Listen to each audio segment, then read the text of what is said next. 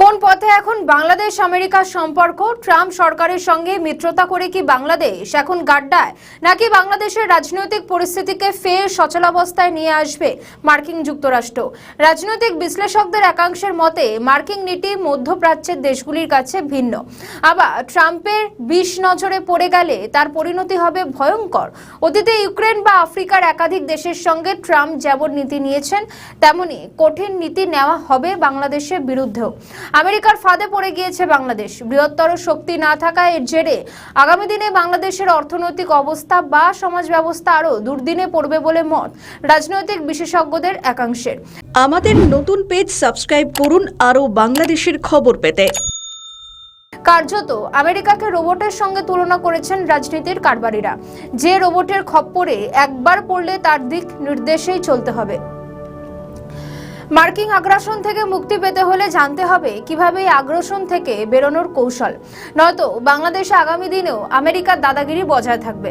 অতীতে দেখা গিয়েছে যেসব দেশকে দিয়ে আমেরিকা কোনো দুষ্কর্ম করিয়েছে তাদের ভবিষ্যতে কখনো মাথায় চড়তে দেননি ট্রাম্প।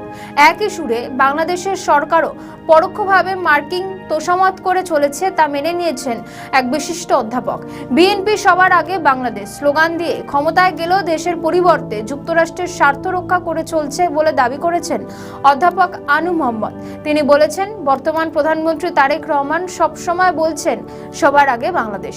এটা বলেই তিনি শুরু করেছেন। বাংলাদেশে এসে প্রথম দিনই বলেছিলেন সবার আগে বাংলাদেশ। যুক্তরাষ্ট্রের সঙ্গে যে চুক্তি, সেই চুক্তিটা দেখাচ্ছে যে সরকার সবার আগে যুক্তরাষ্ট্র এই নীতি অনুযায়ী চলছে।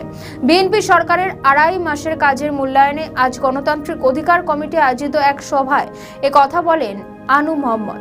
আজ শনিবার দুপুরে ঢাকা রিপোর্টার্স ইউনিটিতে অনুষ্ঠিত এই আলোচনায় সভার প্রধান ছিলেন তিনি। অন্তর্বর্তীকালীন সরকারের সময় যুক্তরাষ্ট্রের সঙ্গে বাণিজ্য চুক্তি এবং তার ধারাবাহিকতায় বিএনপি ক্ষমতায় আসার পর যুক্তরাষ্ট্রের কোম্পানি বোয়িং থেকে 14 বিমান কেনার চুক্তি দিকে ইঙ্গিত করে দুটি সরকারকেই সমালোচনা করেন আনু মোহাম্মদ। জাহাঙ্গীরনগর বিশ্ববিদ্যালয়ের অর্থনীতির সাবেক এই অধ্যাপক বলেন, এই চুক্তি স্বাক্ষরের অনেক আগে থেকে এর বাস্তবায়ন শুরু করেছে অন্তর্বর্তী সরকার। এখন নির্বাচিত সরকারের সময়ও একই ঘটনা ঘটছে। অন্তর্বর্তী সরকারের সেই সময়ে স্বাক্ষরিত বাণিজ্য চুক্তিকে জাতীয় স্বার্থবিরোধী অবিশ্বাস্য চুক্তি আখ্যা দেন তিনি। তার দাবি, যুক্তরাষ্ট্রের সঙ্গে চুক্তি সইয়ে তৎকালীন প্রধান উপদেষ্টা অধ্যাপক মোহাম্মদ ইউনূসের পাশাপাশি উৎসাহী ছিলেন তৎকালীন জাতীয় নিরাপত্তা উপদেষ্টা খালিলুর রহমান এবং বিনিয়োগ উন্নয়ন কর্তৃপক্ষের নির্বাহী চেয়ারম্যান আশিক চৌধুরী।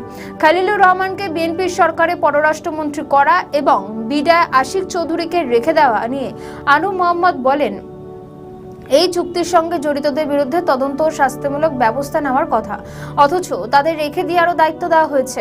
আওয়ামী লীগের মতো বর্তমান বিএনপি সরকারও রাষ্ট্রীয় বিভিন্ন প্রতিষ্ঠানে কর্তৃত্ব প্রতিষ্ঠার পথে হাঁটতে চাইছে বলে মনে করছেন আনু মোহাম্মদ। কাকে ধরা বা তুলে নিয়ে যাওয়া হবে, বিনা বিচারে আটকে রাখা, কাকে কোন আইনে আটকে রাখা হবে, এসব ক্ষেত্রে বর্তমান সরকারের সময়ও প্রতিহিংসা ও প্রতিশোধ নির্ধারক বিষয় হয়ে দাঁড়াচ্ছে কিনা সেই প্রশ্নও করেছে এই প্রবীণ অধ্যাপক। আমাদের নতুন পেজ সাবস্ক্রাইব করুন আরো বাংলাদেশের খবর পেতে।